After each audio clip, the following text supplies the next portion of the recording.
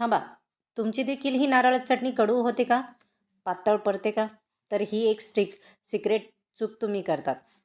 हा व्हिडिओ शेवटपर्यंत पहा, कारण हा हॉटेल सिक्रेट साऊथ इंडियन हॉटेलमध्ये जी पांढरी क्रीमी मस्त नारळाची चटणी मिळते ना, ती घरच्या घरी कशी बनवायची हे मी तुम्हाला आज सांगणार आहे. आज मी तुम्हाला दाखवणार आहे अगदी original South Indian style coconut चटणी. कडू होत नाही, पाणी सुटत नाही. इडली, डोसा, सांबर परफेक्ट बनते. तर चला साहित्य बघणार आहोत. नमस्कार मैत्रिणी, सुनंदा रेसिपी चॅनलमध्ये तुमचं स्वागत आहे. आज आपण बनवणार आहोत एकदम हॉटेलसारखी क्रीमी आणि घट्टसर ही छान कोकोनट चटणी, म्हणजे नारळाची चटणी. सर्वांना आवडते.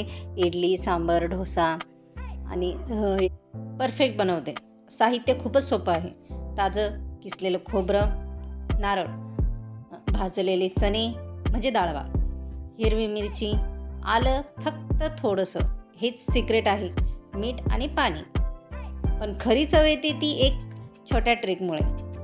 पुढे बघाच. आता लक्ष द्या. नारळ आधी जास्त वेळ ग्राइंड करू नका, त्यामुळे चटणी कडू होते. सगळं साहित्य टाका आणि थोडं थोडं पाणी घालून स्मूथ ग्राइंड करा, म्हणजे मिक्सरमधून बारीक वाटण करून घ्या. आणि हो, आलं जर जास्त टाकलं तर चटणी खराब होते. फक्त अर्धा इंचच पुरेसं होतं. आता येतो तो भाग जो हॉटेलची चटणी वेगळी बनवते.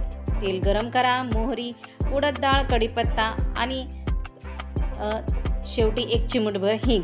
हा तडका चटणीवर ओतताच पुरं साऊथ चटणी म्हणजे जादूच. जर ही रेसिपी आवडली असेल तर लाईक करा, सबस्क्राईब करा आणि कमेंटमध्ये नक्की लिहा हॉटेल सिक्रेट.